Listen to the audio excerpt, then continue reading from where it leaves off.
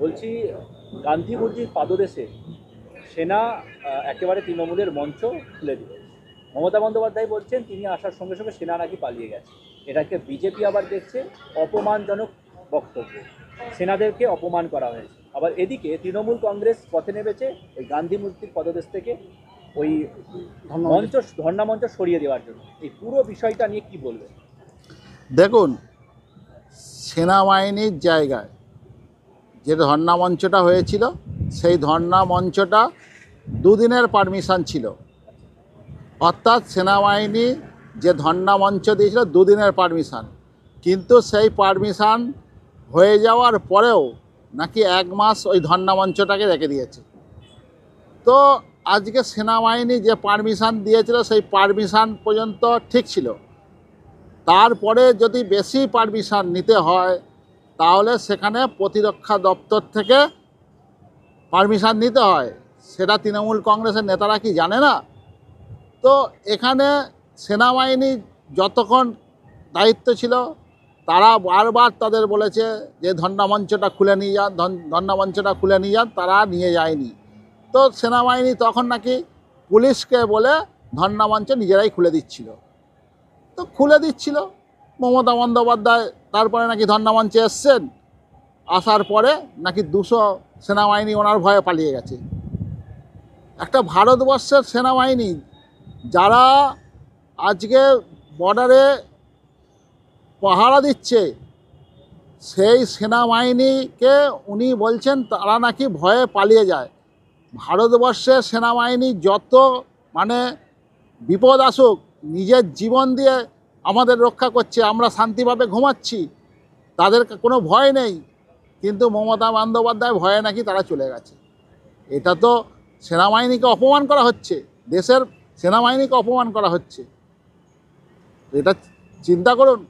তৃণমূল বলছে বিজেপির হয়ে কাজ করছে সেনারা, এরকম অভিযোগ। তৃণমূল কিছু নেতা। সেনাবাহিনী কোনো দিন বিজেপির হয়ে কাজ করে না। যিনি বলছেন তিনি ভুল করছেন। এটা বাংলার পুলিশ নয়, এটা ভারতবর্ষের সেনা। এনাদের কাছে সবার সমান চোখে ওনারা দেখেন। এখানে কোনো সেনাবাহিনী কারো পক্ষপাতিত্ব হয়ে কাজ করে না। পুরে তৃণমূল কংগ্রেসের একাধিক মিছিল হলো, রাজ্য জুড়ে তৃণমূলের একাধিক মিছিল হলো, আরও হবে। যতক্ষণ না ভোটের লাস্ট দিন পর্যন্ত যাবে ততদিন বাংলা বাঙালি ভাষা নিয়ে বারবার এরা মিছিল করবে। আজকে আপনাদের বলছি, দেখবেন যেই ভোট মিটে যাবে আর এই বাঙালি বাংলাভাষী বলবে না। যেরকম ভোটের সময় একবার দেখেছিলেন তো, 5 বছর আগে ভোটের দিন ঘোষণা হতেই পা ভেঙে গেছিলো, আর ভোটের রেজাল্ট বেরোবার সঙ্গে সঙ্গে পা ভালো হয়ে গেছিলো। ঠিক এইরকমই হবে। যতদিন এই ভোট না হচ্ছে ততদিন বাঙালি আর বাংলাভাষী নিয়ে মিছিল হবে। তাহলে কি এক কথা আপনি বলতে চাইছেন যে তৃণমূলের যেভাবে দুর্নীতি প্রকাশ্যে বেরিয়ে আসছে এবং তাদের এই দুর্নীতি ধামাচাপা দিতে এবং মাঠে ময়দানে টিকে থাকতেই কি এই প্রতিবাদ কর্মসূচি বাংলা ভাষা নিয়ে? দেখুন, 1806 জনের বেআইনি চাকরি, সেই বেআইনি চাকরিকে আজকে সেখানে দেখা যাচ্ছে তৃণমূলের নেতা নেত্রী, ভাই বোন বৌমা, এই সব নেতা নেত্রীদের ছবি টিভিতে, ফেসবুকে এবং খবরের কাগজে বেরোচ্ছে। সেইগুলোর দিক থেকে মানুষের মন ঘুরিয়ে দেওয়ার জন্য এরা সেনার নাম করছে, বাংলাভাষী বাঙালি করছে। অর্থাৎ এরা মানুষের মন ঘুরিয়ে দেওয়ার চেষ্টা করছে। আজকে এদের কথায় কিন্তু মানুষ আর পথে নামছে না।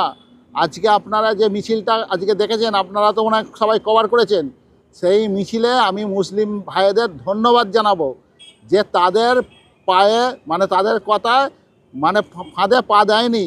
আজকে যে মিছিলটা আপনারা লাইভ করেছেন এবং অনেক সময় আপনারা সেই মিছিলে কভার করেছেন, সেই কভারে আমি দেখলাম 21খানা ওয়ার্ড আছে আমাদের ডানকুনির বুকে। সেই 21খানা ওয়ার্ড থেকে 21 জন মুসলিম আজকে এই মিছিলে হাঁটেনি। আজকে আমি তাদেরকে ধন্যবাদ জানাবো। তারা বুঝতে শিখেছে যে এখানে তৃণমূলের নেতারা যে ভাঁওতা দিচ্ছে বাঙালি এবং বাংলাভাষী নিয়ে, তারা আস্তে আস্তে বুঝতে শিখেছে, ফলে তারা এই মিছিলে আর হাঁটছে না।